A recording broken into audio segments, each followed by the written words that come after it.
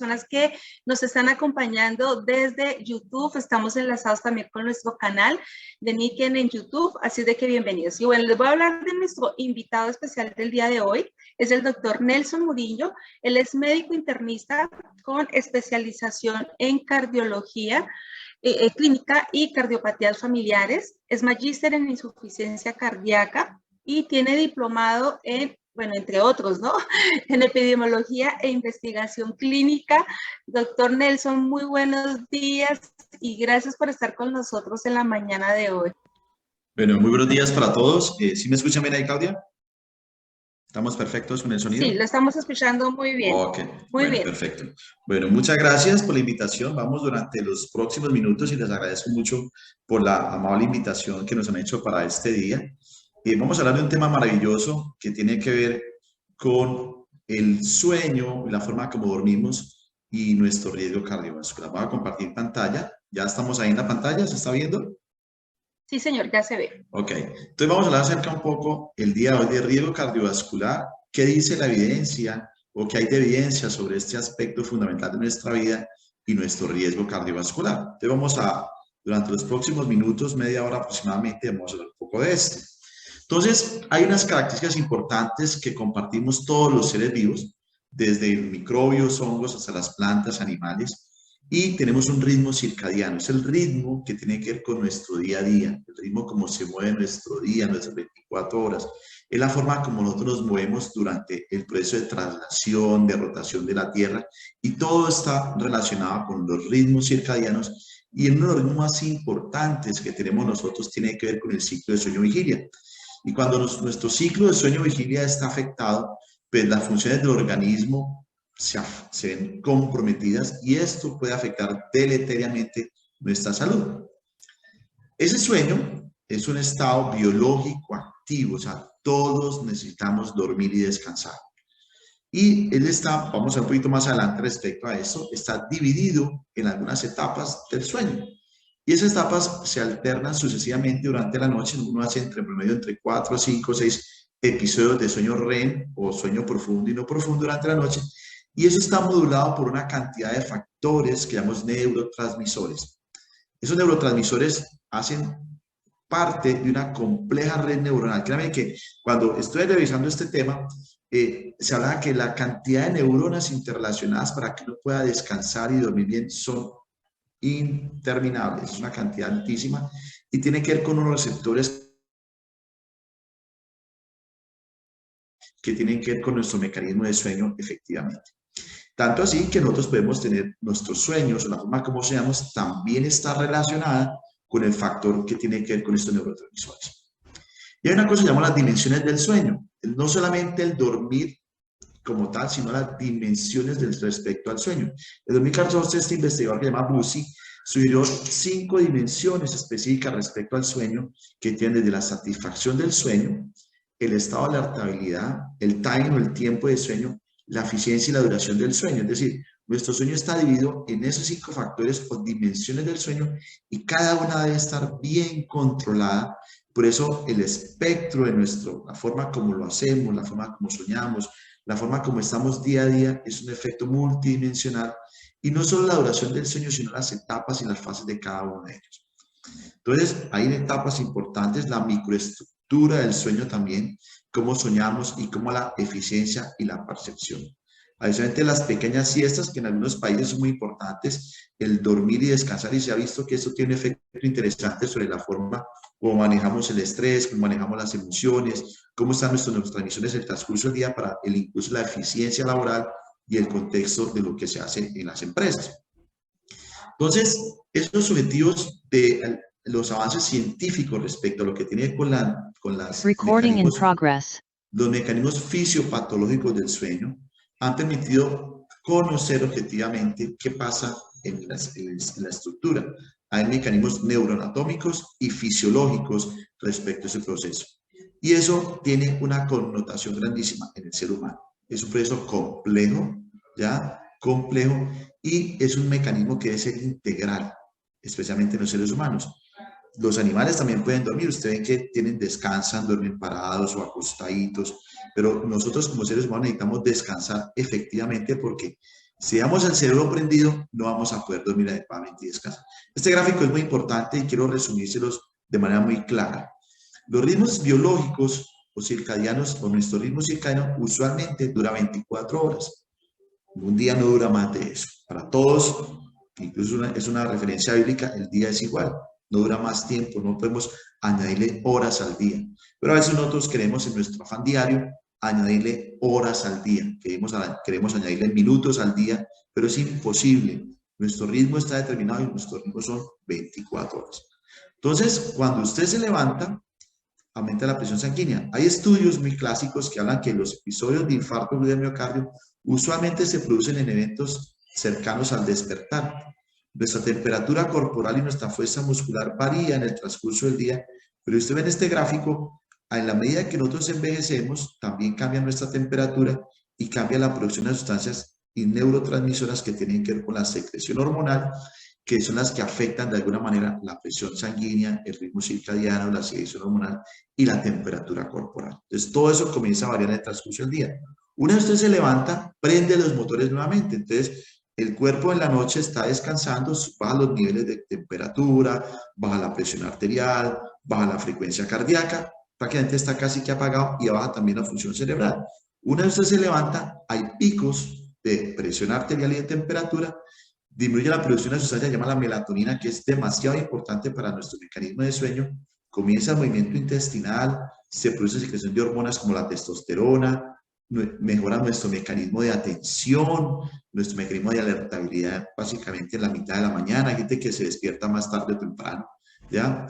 Igualmente nuestra coordinación, nuestra fuerza muscular, nuestro mecanismo de cómo está mi transcurso del día y cómo se comporta la presión arterial en el transcurso de nuestro día para que eso nos permita tener mecanismos de cómo se comporta incluso la presión, y eso lo vemos nosotros en los monitores de presión arterial de los pacientes.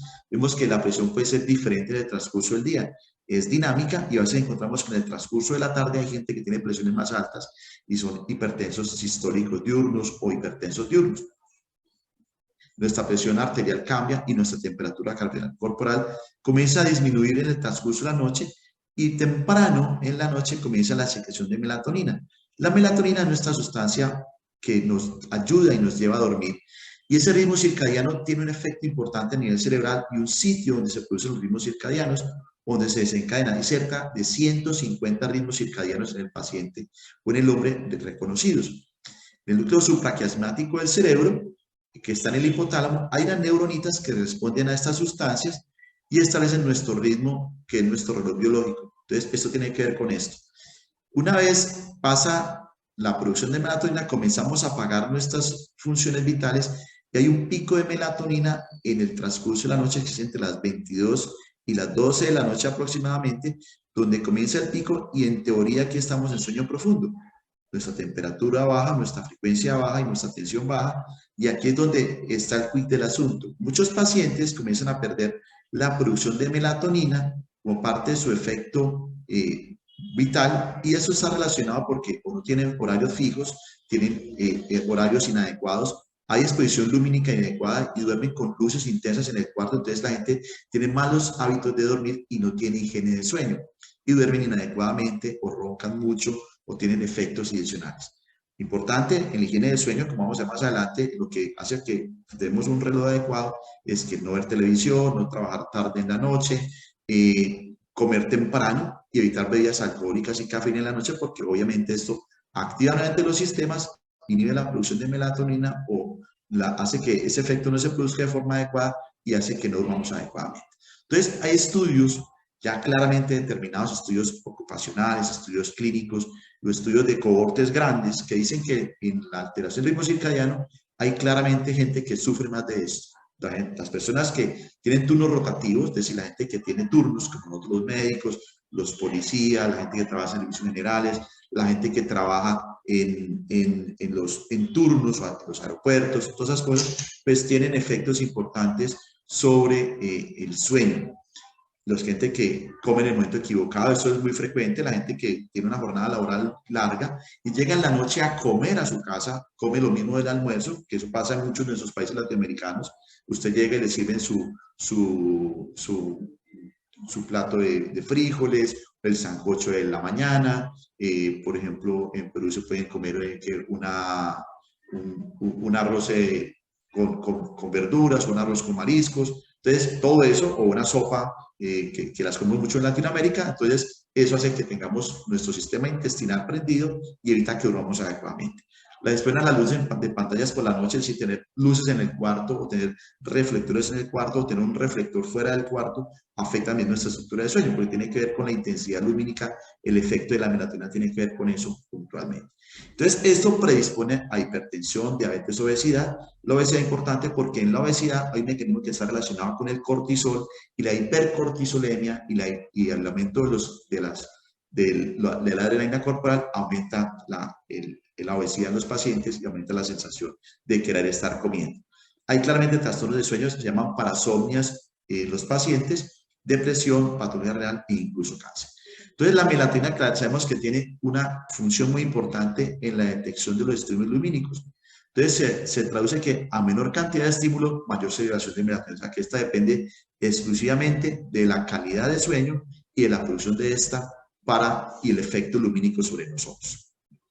Esas sustancias que se producen tienen un efecto sobre el estado de alerta y vigilia, sobre el sueño de la fase llamamos REM o la fase de sueño REM activo, donde se estimulan usualmente acetilcolina, noradrenalina, serotonina y orexina. Esas 4 sustancias, usualmente cuando estamos despiertos, están activados los receptores a nivel cerebral.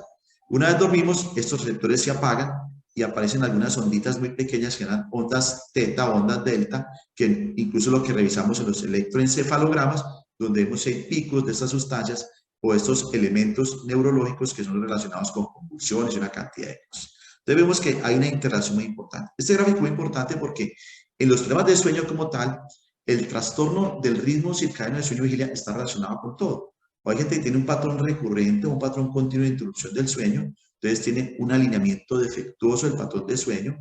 Hay interrupción del sueño que produce somnolencia excesiva o insomnio o ambos, ¿ya? Hay aceleración del sueño como que causa malestar clínico significativo, es decir, el paciente tiene trastornos cognitivos asociados a la estructura de sueño. Es decir, no duermo bien, entonces al otro día estoy peor, y eso me va generando una cantidad de efectos psicológicos en la persona que se traducen puntualmente en trastornos emocionales. Y eso es lo que le pasa a las personas que tienen fibromialgia. Cuando tengo fibromialgia, tengo un trastorno ya cognitivo, un trastorno psicológico asociado al trastorno de sueño y mis músculos no descansan. Entonces, pero tengo dolor en todo el cuerpo porque no tengo sueño reparador. Hay un ajuste irregular del sueño asociado a turnos laborales o un trastorno avanzado en el mecanismo de sueño porque o duermo mal o porque tengo sueño, tengo insomnio de conciliación o insomnio de despertar temprano. Es un ejemplo muy puntual de lo que sucede en la apnea obstructiva del sueño. Entonces, al dormir, hay un estrechamiento de la vía aérea superior o aumento de la colapsibilidad de la vía superior. Sucede mucho en la gente que es muy obesa porque la vía aérea superior está muy grande. Igualmente, al igual que uno está gordito, la vía aérea superior también está gordita. Entonces produce ronquido, el ronquido desatura a la persona, aumenta la presión intratorácica y eso genera alteración del ritmo cardíaco, hipertensión, arritmias y toda esa cantidad de cosas. Eso aumenta esos microdespertares. Cuando usted se despierta, acuérdense, los que tienen apnea del sueño o que no han sentido alguna vez, tienen aumento del tono muscular, se despiertan agitados, con palpitación e hipertensión. Y hay muchos pacientes que tienen arritmias, hipertensión de difícil control. Eso genera enfermedad coronaria, falla cardíaca, accidente cerebrovascular. Miren que hay una correlación entre esta estructura muy puntualmente. Entonces, dice este texto que el riesgo de dormir o qué tanto de dormir uno, o cuál es la cantidad de sueño que debemos tener. Entonces, en general, para no tener afectación cardiovascular puntualmente, la estructura de sueño debe estar entre 6 a 8 horas. Esa es la cantidad que uno debe dormir puntualmente. Entonces, en la estructura del tenemos que tener una dieta adecuada, evitar la cafeína, evitar el alcohol, evitar los riesgos potenciales que alteren el ritmo de sueño, porque esa abrupta interrupción del ritmo circadiano produce un incremento de la presión arterial y eso aumenta el riesgo cardiovascular. Obviamente, el efecto psicosocial de la neuromodulación del sueño es muy importante y hay evidencia clara en que entre la relación del sueño y la enfermedad cardiovascular se asocia a patología cardiovascular. Hay estudios grandes ya donde probablemente uno de los efectos más importantes y controvertidos está respecto a la apnea obstructiva como un predictor de enfermedad cardiovascular, hipertensión, arritmia y cardiopatía aterosclerótica. Este gráfico resume un poco, eso se llama la cronodirrupción. ¿Qué es la cronodirrupción en el paciente? Tenemos un mal alineamiento circadiano, es decir, eso genera un disturbio de nuestros horarios.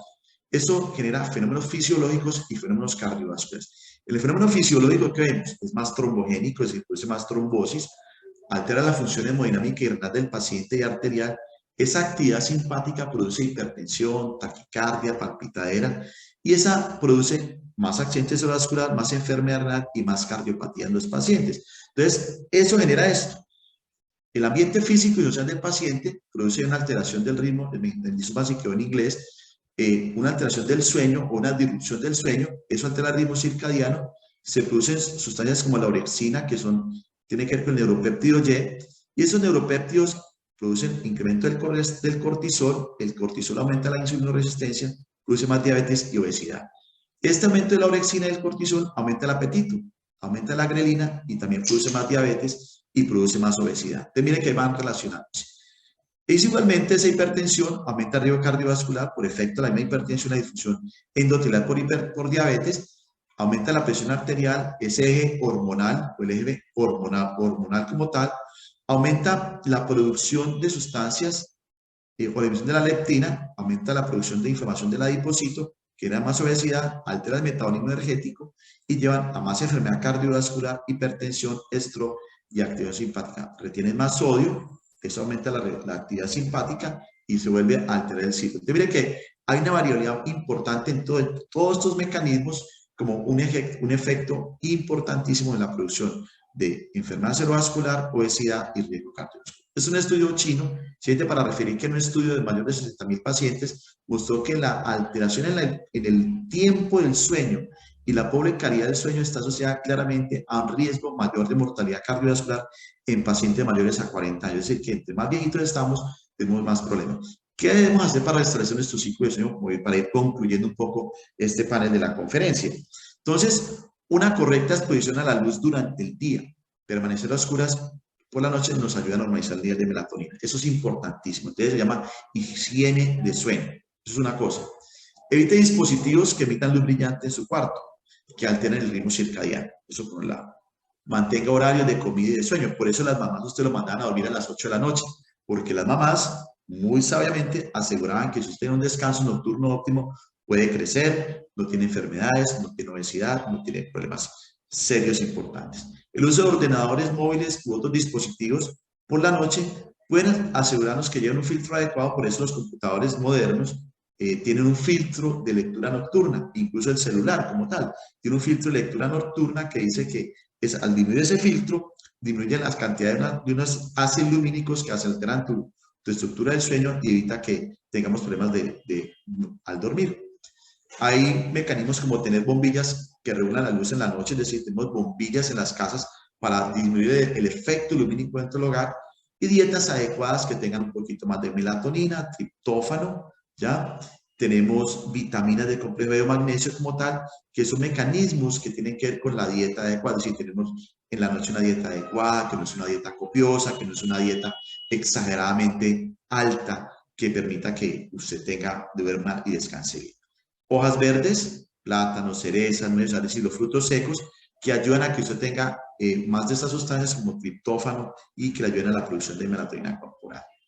Entonces, la alteración del ritmo biológico está asociado claramente, de forma como muy conclusiva, que a enfermedades tan serias como la enfermedad. Yo les decía en una conferencia previa que la fibromialgia es una enfermedad muy, muy compleja, porque tiene que ver con todo el mal mecanismo de sueño que tenemos. La gente duerme mal y descansa mal. Al no tener un sueño reparador, nuestros músculos se inflaman y están contraídos todo el día. Eso es una claramente reumatológica, pero tiene un origen sistémico y tiene un origen muy importante en la generación de dolor en las personas de forma crónica.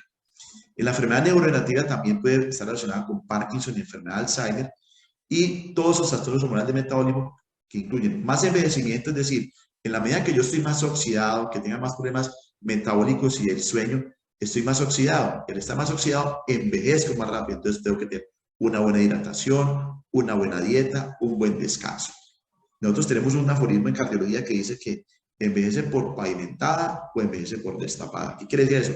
Que usted envejece por una autopista de 6 carriles, que envejece muy bien, se llama envejecimiento como exitoso, que no tiene enfermedades constitutivas o enfermedades que consumen al paciente, o sea, que no son tan deleterias, o un envejecimiento donde usted es un paciente de 50 años y parece de 70 años. E incluso en los mecanismos generadores de cáncer, esta alteración del ritmo biológico, las enfermedades crónicas degenerativas o enfermedades inflamatorias crónicas están más relacionadas a algún tipo de cáncer. Entonces, hay correlación clara en que mi alteración del ritmo circadiano está relacionada con ese tipo de fenómenos. Entonces, hay que disminuir la melatonina extrapineal, perdón, hay que permitir que nuestra melatonina se comporte de manera adecuada y no tengamos déficit porque se relaciona con esas patologías. Entonces, es muy bonito y muy importante poder dormir de forma adecuada. Y hay unos pasos que tenemos que tener de forma compulsiva como muy importantes. Entonces, esto sí que es complejo. Yo a veces discuto por esto, porque ustedes tienen incluso, hay algunos aplicativos que tienen en su despertador, tienen unos despertadores que usted lo levantan activado y aumentan el pico de melatonina, el pico de cortisol en la mañana. Esos despertadores que tienen la alarma de bomberos o una corneta como la del batallón. Entonces, hacen que usted tenga un pico en ese momento y ahí usted puede tener picos hipertensivos que pueden llegar a ser letales. Importante, tratar de tener el ciclo de sueño, levantarse siempre a la misma hora, una actividad diurna programada, es decir, tener horarios claros para dormir, descansar, comer. ¿Ya? De hora acostarse y levantarse para tener un número necesario de horas al dormir, entre 6 a 8 horas en promedio general. Evite alguna cosa de juego fuerte o juego movido, es decir, o juego fuerte o juego intenso. Es intenso 2 horas antes de dormir. Usted puede hacer ejercicio temprano en la noche, pero no antes de acostarse. Un baño corporal, puede relajarlo con hierbas, con esencias, puede ayudarle. Evite el exceso de líquidos en la noche y bebidas alcohólicas o bebidas excitatorias. ¿Qué es eso? Alcohol es un depresor, pero puede tener efecto excitatorio en las personas. Las bebidas energéticas, Red Bull, Vive 100, algunas bebidas que toman que tienen maca, ginseng, todo eso, pues también aumenta. El confort en la cama es muy importante y tenemos y en los mecanismos que tenemos de control, la temperatura corporal de la cama debe ser adecuada. La oscuridad y el silencio son 3 elementos importantes para poder. Entonces, un buen descanso, un buen colchón, una buena almohada, un buen cobertor que los tenemos y disponemos de ellos como parte importante de las tecnologías que tenemos disponibles a veces, eso nos puede ayudar a dormir de forma adecuada y descansar. Un buen descanso nos permite tener una regulación adecuada del sueño ciclo-vigilia y nos permite disminuir importantemente nuestro riesgo cardiovascular y nuestro riesgo de mortalidad asociado a estos fenómenos. Control adecuado del peso, ejercicio. Muy bien. Estos 25 minutos de conferencia. Si hay alguna pregunta en el auditorio, me cuentan. Claro que sí, doctor. Bueno, aquí hay muchos comentarios, pero a ver, voy a tratar de irme hasta donde empecé a ver. Bueno, vamos a empezar con este. Dice, ¿la resistencia o prediabetes está relacionada? La prediabetes está relacionada no tanto al efecto del trastorno de sueño, pero cuando vimos ese gráfico, el gráfico donde vemos, voy a referir un poquito al gráfico aquí, voy a volverme a este gráfico. Vamos aquí, volvemos a este gráfico, un segundito. Aquí. Entonces, uno de los fenómenos importantes aquí es la intolerancia a la glucosa. Entonces, cuando yo tengo obesidad y tengo trastornos relacionados a la dieta o la insuloresistencia, tengo más prediabetes. La prediabetes es la puerta de entrada a la diabetes. Entonces, hay resistencia periférica a insulina, que es el mecanismo protector. Hay prediabetes, luego se transforma en diabetes. Y la obesidad, estos dos mecanismos están relacionados a estos trastornos también. Entonces, ¿qué pasa? Mire, por ejemplo, usted duerme mal, ¿cierto? Al dormir mal, eso incrementa el apetito. Entonces, ¿qué pasa con la gente? ¿Se despierta qué? A picar por la noche, ¿cierto? Entonces, al comer por la noche, obviamente, esto aumenta estas sustancias y termina siendo diabético. Mire que es una cosa tan bobita como eso, pero esto tiene un efecto importantísimo en el mecanismo de la prediabetes, en la estructura de los trastornos del ritmo circadiano. Claramente está determinado. Doctora, acá Ana Isabel pregunta, ¿qué tan cierto es que un obeso, mientras más baja de peso, baja su presión arterial? Y claro, es completamente claro. En la medida que yo disminuyo mi bajo de peso, mis presiones arteriales van disminuyendo. Incluso puedo comenzar incluso a disminuir medicamentos. Eso es una cosa. Y segundo, cuando el paciente obeso es más roncador, tiene más apnea del sueño. Si un paciente roncador que tiene apnea del sueño baja de peso, se le puede quitar la enfermedad incluso bajando 15, 20 kilos. Yo lo he experimentado con pacientes y en forma propia. Yo llegué a pesar en un momento de mi vida 100 kilos. Ahora peso 83, 84 kilos y el hecho de simplemente bajar de peso, no soy hipertenso, no soy diabético, no tengo nada, nunca he tenido nada de esas, pero soy gordito.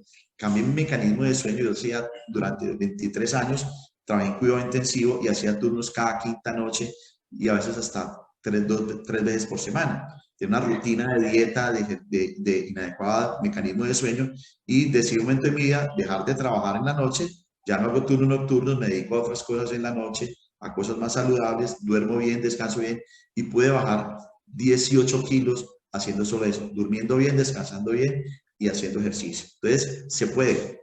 Y estaba roncando en ese tiempo, ya no ronco. Entonces, esos son los mecanismos que hacen que tú tengas más hipertensión.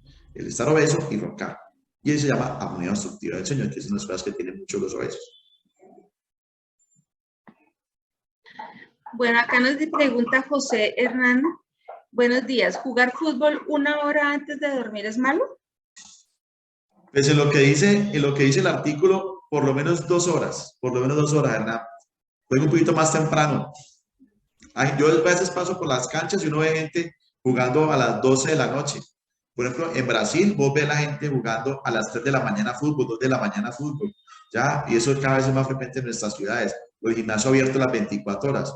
No debería ser así, porque uno lo que tiene que tener rutinas adecuadas y espacios adecuados y horarios adecuados. Sí, tener los hábitos muy bien marcados, ¿no? En los horarios adecuados. Sí. Bueno, acá nos dice Paulina, ¿por qué los sueños y pesadillas? Bueno, esa pregunta es buenísima, Paulina. Mira, ¿qué pasa con la estructura del sueño? Hay una parte del sueño que es el sueño profundo y el sueño REM y el no REM. Y unas partes del sueño, cuando tú estás muy superficial, en el sueño tenés alteraciones en lo que llamas parasomnias o trastornos de la estructura del sueño. Y hay gente que duerme muy superficial. No sé si te acuerdas que uno muchas veces sueña y puede, yo no sé, a veces le puede pasar a uno, que usted enlaza un sueño con otro y como que sigue la película toda la noche o se despierta acordándose porque qué pasó ahí, que tiene un sueño muy superficial y un sueño inadecuado. Y hay gente también que duerme de una forma muy irregular, muy inadecuada y tiene más pesadillas, que son sueños caóticos y están relacionados a una alteración de la estructura del sueño. O sea que esos tiempos que uno debe tener normalmente en la noche no se están cumpliendo de forma adecuada. O sea, duerme superficial y no baja a la parte profunda del sueño y no hace estas curvas. Uno debería hacer en promedio entre 4 o 5 curvas en la noche y hay gente que no las hace. Y cuando no pasa eso, pues tiene más pesadillas y sueños inadecuados. Pues mira, qué interesante. Bueno, aquí doctor Favela nos pregunta, Favela desde Chile, el efecto post-COVID están reportando temas cardiovasculares delicados, desprendimiento de coágulos, inclusive trombosis. ¿Alguna recomendación para pacientes post-COVID? Bueno, eso se sale un poquito del contexto, pero bien. El post-COVID, mira, el COVID da muchas cosas, hay una que llaman long COVID, que son efectos deleterios tardíos del COVID, y en el post-COVID hay una alteración, una cosa que se llama el endotelio vascular, que es el fenómeno del recubrimiento interno de las arterias y las venas. Eso aumenta el riesgo de trombosis en los pacientes. ¿Qué recomendación hay? Simplemente una dieta saludable y muy buena hidratación en los pacientes, comer bien y descansar bien. Hay cosas que son inevitables. ¿Qué hemos visto nosotros usualmente? Hay pacientes que tienen enfermedad cardiovascular previa, que tienen enfermedad coronaria, y el efecto post-COVID aumenta la inflamación de los tejidos y el endotelio y hacen que se infarte más tempranamente.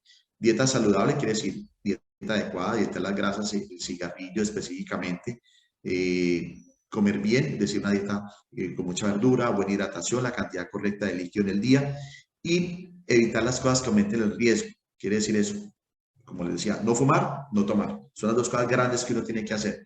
El tomar vino tinto, puede decir usted, es aceptable, sí, porque el vino tinto tiene sirtuina y tiene flavonoides, ¿verdad? Que una copita al día no te hace daño. Pero el paciente post-COVID la recomendación es descansar bien, comer bien y mira, estar atento a cualquier síntoma. En el post-COVID hemos visto que a la gente se le cae desde el pelo hasta las uñas. Hay muchas cosas raras, con enfermedad psiquiátrica, neuropsiquiátrica, neurológica, cardiovascular, falla cardíaca, miocarditis, pericarditis, enfermedad completamente absurda. Y eso pasa con todos los virus, el chikungunya, el Zika, el dengue, todos producen cosas similares. Eso es un poquito diferente, más por la cosa mediática, pero cualquier virus puede producir esos fenómenos en los pacientes. Ok, doctor, gracias. Bueno, aquí María nos dice, ¿la arritmia está relacionada al mal sueño? Sí, las arritmias están relacionadas posiblemente al paciente que tiene apnea obstructiva. Entonces, al momento de generar un proceso de hipoxemia nocturna e hipercapnia, se genera un fenómeno de actividad simpática, que es lo que ve en el gráfico. La actividad simpática es como un chorro de adrenalina, y ese chorro de adrenalina produce palpitaciones y taquicardia. Y algunos pacientes con sustrato anatómico pueden inducir arritmias como fibrilación auricular o supraventricular. Claramente está demostrado. Ok, gracias, doctor. Bueno, aquí Joana pregunta, Joana, ¿alguien que tiene stent en el corazón puede utilizar la tecnología e imanes del colchón y colchoneta de níquel? No hay ningún problema, lo puede hacer. Ok, genial. Aquí Rosalinda nos pide que si por favor puedes poner la imagen de los alimentos que favorecen el sueño. ¿Ahí la está compartiendo? Todavía no. Ok, date.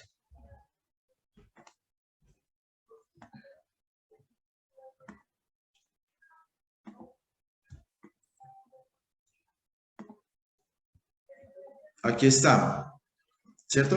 ¿Ahí la está viendo? Ya está compartiendo, sí. Entonces aquí dice que los frutos secos, básicamente, los frutos que tienen triptófano, que ayudan a la producción de melatonina en el paciente, complejo de B y magnesio, esas sustancias ayudan en la estructura del sueño y a mejorar la producción de melatonina corporal y te ayudan en la estructura del sueño. Listo, doctor. Una persona, Claudia Núñez nos pregunta, ¿una persona con epilepsia e insomnio puede usar la tecnología de níquel? Sí, claro, la puedo utilizar. Ok. Bueno, aquí hay excelente información. Gracias por la exposición. ¿Se puede quitar la prediabetes?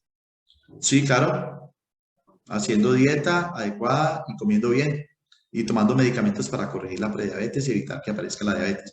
Si toma medicamentos para la prediabetes, puede retrasar la aparición de diabetes hasta en 10 años. Bueno, hay muchos comentarios, estoy aquí tratando de, porque siguen escribiendo y se me van Sí, corriendo. sí, tengo para darte 5 minutos más de preguntas. Listo, listo. 3 preguntitas más y ya entonces cerramos. Además de un entorno adecuado nocturno para pacientes con demencia que no duermen bien y tienen riesgo cardiovascular, ¿es recomendable el consumo de melatonina? Sí, claro, los abuelos les damos mucha melatonina, porque en el abuelo se cae la producción de melatonina. Entonces, ¿cuál es el truco? Tomarse la melatonina tipo entre 8 y 9 de la noche para que haga pico y simule la melatonina normal del paciente. Ok. Aquí hay otro que me gustaría saber también el beneficio de respirar aire puro para favorecer el descanso y producción de melatonina. Perfectísimo, Sí. estaba de acuerdo. ¿Alguien que tiene válvula mecánica mitral en el corazón puede usar las almohadas níquel? Sí, la válvula mecánica sí, no tiene problema. Válvulas Listo. en el cerebro, no sé muy bien porque no es mi tema, pero no sé si se podría. Pero creo que no habría ningún problema. ¿Qué beneficio nos proponen las gafas nocturnas? Muchísimo, muchísimo. Es muy parecido a lo que hace el colchón. Bueno, aquí no sé, aquí tengo un cliente que duerme muy mal, pero es súper delgado. ¿Será que le hace el efecto contrario? No, no para nada, Para nada. para nada. Ay, no sé, nos está moviendo mucho. Tenemos 61 mensajes. A ver, Dios mío, ¿cuál? Buenos días, mencionaba que el cortisol es uno de los que afectan el sueño. En mi caso, sufro de descargas corticales a nivel neuronal y eso me afecta en el sueño. Entonces, primero que todo, debe tener una medicación para control de las descargas corticales, que usualmente son medicamentos anticonvulsivantes. Y el descansar adecuadamente por el efecto electromagnético del colchón específicamente, la almohada, la cobija, todas esas cosas, y el control de la higiene del sueño le deben ayudar en el control de sus mecanismos de descarga cortical. Claramente está determinado. Listo, doctor. Y bueno, aquí nos dice, ¿cuál es la cantidad adecuada de agua al día ¿Y cuánto tiempo antes de tomar el último vaso de líquido o agua? Bueno, normalmente es de pérdida de algo de peso corporal, pero en general pueden tomar entre 2.5 máximo 3 litros de agua al día dependiendo del peso corporal. Hay tablas adecuadas para eso. Dicen, si en una pareja uno de ellos tiene marcapaso y otra persona puede usar las colchonetas níquel, ¿afecta el marcapaso? Usualmente no, porque esos imanes son de baja energía, entonces no te van a afectar el marcapaso. Sin embargo, siempre hay que preguntarle al electrofisiólogo si el tipo de tecnología lo puede afectar. Nosotros usualmente recomendamos de aquí para abajo todo, ¿ya? Entonces puede tener una cobija hacia abajo, pero nada encima del marcapaso. ¿Ya? En las buenas varillas también sirve, las plantillas también les sirven, todas esas cosas, pues no son muchos mis temas, pero es del punto de vista cardiovascular. Bueno, ¿y ¿Durmiendo le puede parece mejorar la bien? fibromialgia? Sí. Si duerme bien y descansa bien y adecuadamente, puede mejorar la fibromialgia muchísimo, muchísimo, muchísimo. Un buen colchón te ayuda. Listo. Yo creo que nos vamos con la última. Amanecer con los oídos tapados, ¿tendrá que ver con el mal dormir? Puede, habría que mirar lo que el reumatólogo, el otorrino lo vea, pues. Listo. Bueno, aquí esta grabación igual está quedando, la vamos a subir el día lunes o el martes, ya la van a poder consultar en MyNiken para los que son influencers, para nuestros invitados, lo ¿Cuál pueden ver sitio? a través